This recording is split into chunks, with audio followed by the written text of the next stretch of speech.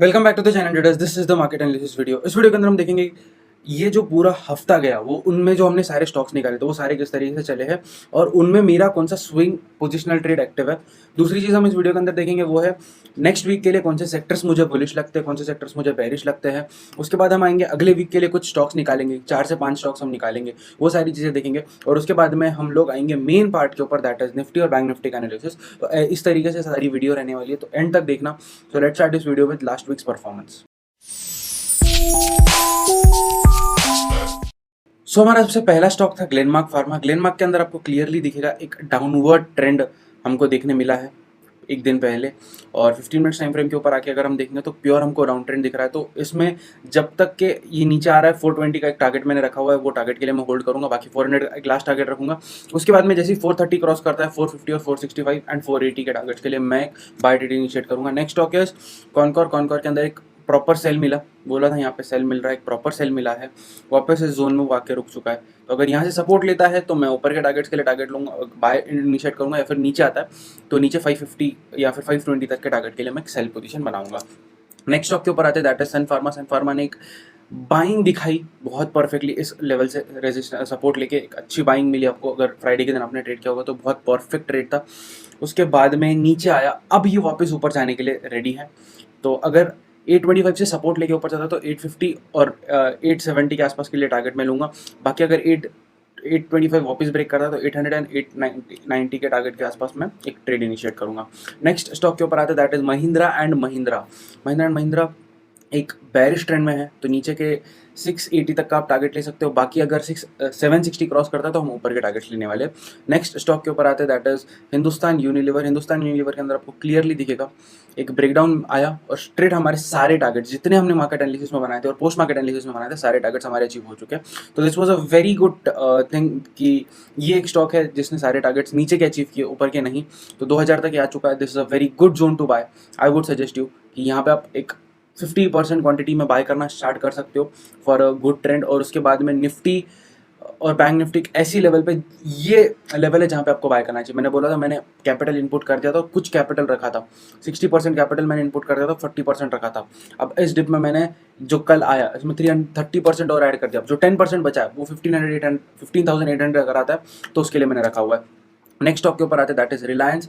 और रिलायंस में हमारा ट्रेड इनिशिएटेड था, अब ये फिर से नीचे आ गया।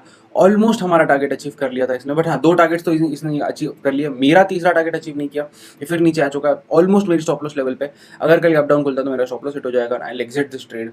कॉस्ट के आसपास नहीं, मतलब कॉस्ट के थोड़ा ऊपर ही निकल रहा हूँ कहीं ना कहीं। तो एक बहुत अच्छा ट्रेड था। सो हो गया, नहीं मिला।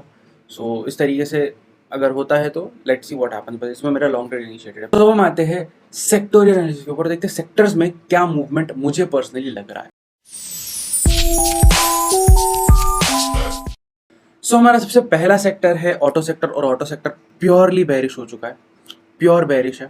और अब लास्ट बोल सकते हैं कि गुड सपोर्ट एरिया पे ये आ रहा है। अगर ये ब्रेक करता है तो और भी नीचे आएगा, अगर नहीं तो यहाँ से सपोर्ट लेके ऊपर की तरफ जा सकता है। नेक्स्ट सेक्टर के ऊपर आते हैं दैट इज एनर्जी सेक्टर। और एनर्जी सेक्टर के अंदर यू कैन क्लियरली सी एक ब्रेकआउट हमको मिल गया था, बट फिर से एक ये हुआ है, एक नीचे की तरफ मूवमेंट आया। तो ये फेक ब्रेकआउट माना जा सकता है जब तक कि अब रेंज नैरोअर हो रही है। You can clearly see range narrower हो रही है। जिस भी डायरेक्शन में मूव मिलने वाला है we are going to get a very good move.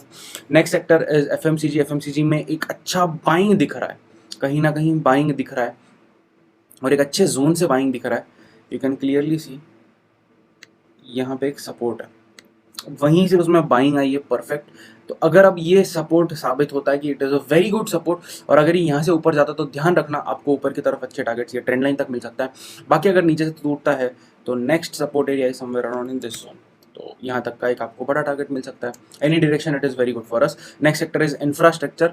और इंफ्रा सेक्टर के अंदर I am personally avoiding infra, पहले से अवॉइड करता आ रहा हूँ, अभी भी अवॉइड कर रहा हूँ। बट स्टिल अगर इस ट्रेंड लाइन इस सपोर्ट को ब्रेक करता है तो नीचे आएगा, सपोर्ट से सपोर्ट लेता है तो ऊपर की तरफ जाने की प्रोबेबिलिटी है। बट मैं पर्सनली अवॉइड कर रहा हूँ। IT sector is now performing as a defensive sector. यहाँ से इसने सपोर्ट ले लिया है।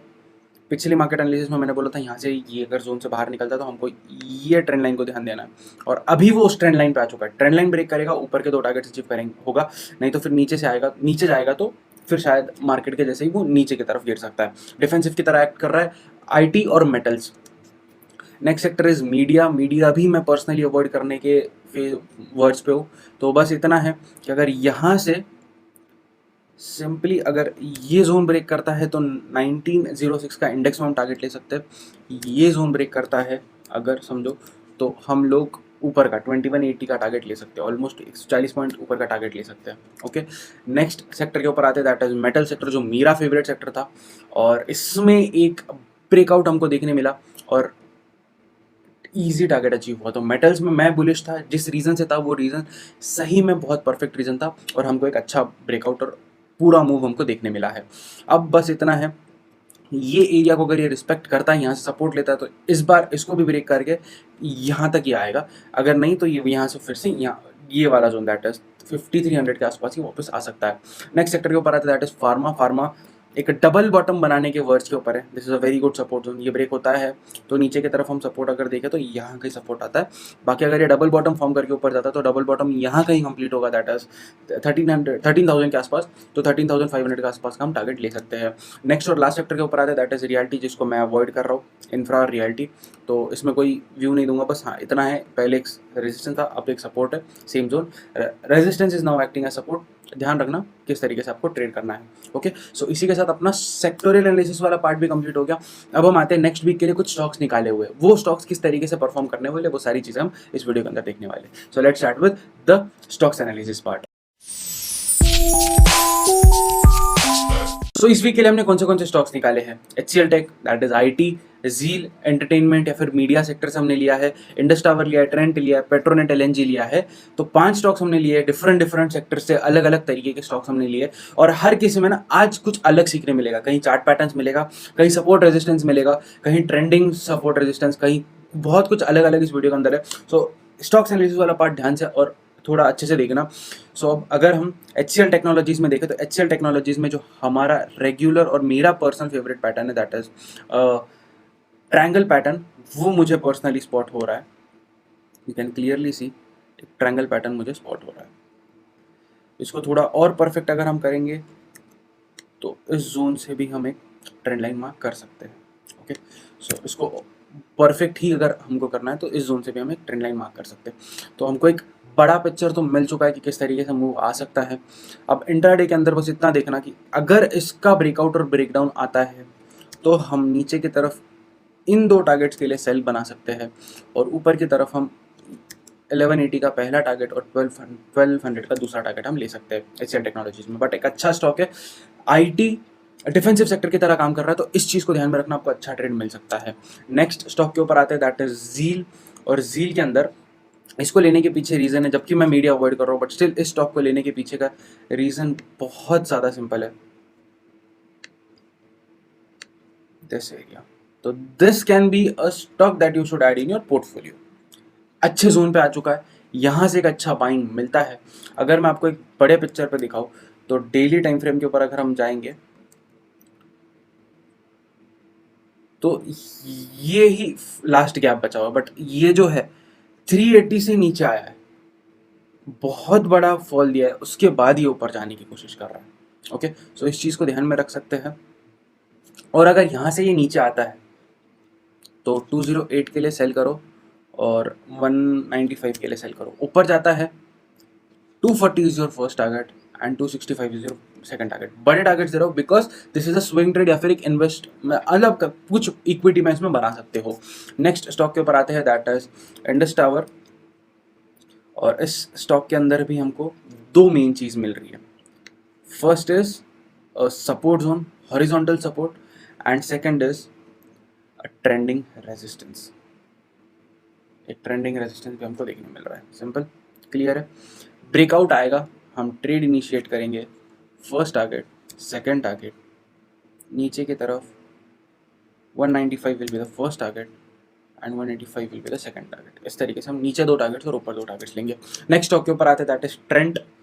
और ट्रेंट में भी एक बहुत अच्छी चीज़ है, इसके अंदर ना एक पैटर्न है that is head and shoulder pattern. This can be taken as a shoulder, this can be taken as a head and this is the second shoulder.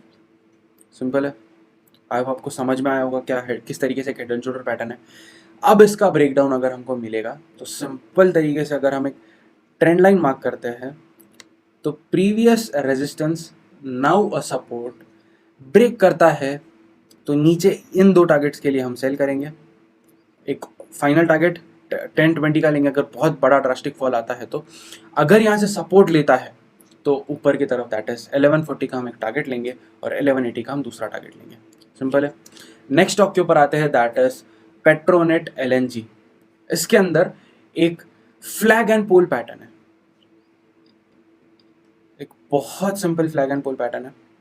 अगर हम एक ट्रेंड लाइन मार्क करते हैं तो कैन क्लियरली सी ये रहा एक pole and this is a flag.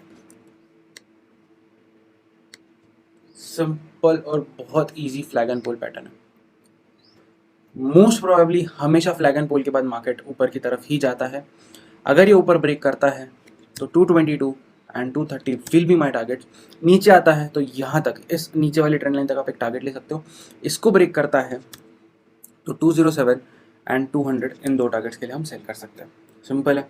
सो इसी के साथ हमारा स्टॉक्स एनालिसिस पार्ट भी कंप्लीट हो गया। अब हम आते हैं वीडियो का सबसे इंपॉर्टेंट टॉपिक के ऊपर कि भाई अब निफ्टी और बैंक निफ्टी इतना नीचे आ चुका है। बैंक निफ्टी 35,000 ब्रेक कर दिया, 34,500 ब्रेक कर दिया, अब कहाँ जाएगा?